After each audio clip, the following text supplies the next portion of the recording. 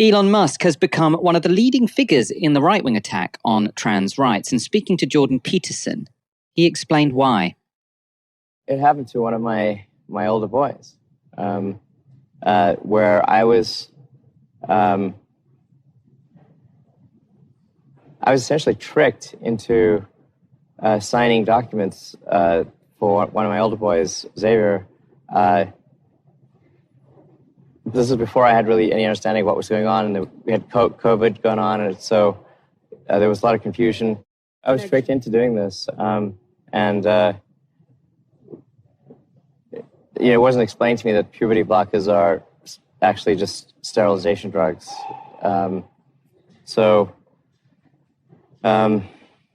Anyway, and so I lost my son, essentially.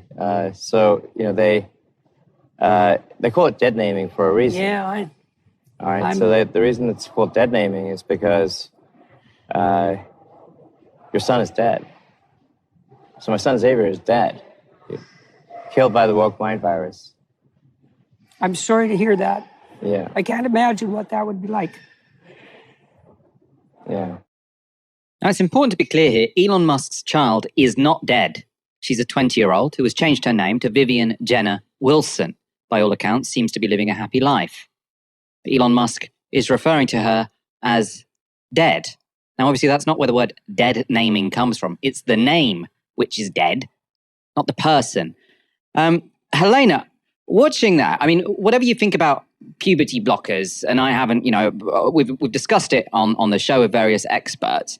The idea that you can, in public, speak to the world, to millions of people, and say such a thing about your child who is going to see that clip, I just think is psychopathic. I just think it shows you're such a terrible parent, I think, if you go on, because of a decision your child has made, you refer to them as dead. It is just beyond belief that someone would think that is a reasonable thing to say in public.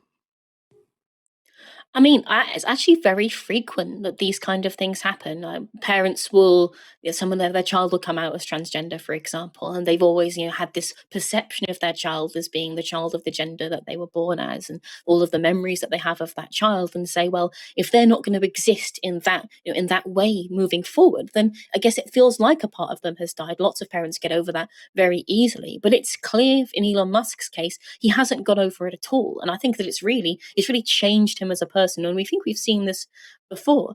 The one kind of way in this is manifested a lot in terms of the discourse around trans people specifically, is this idea of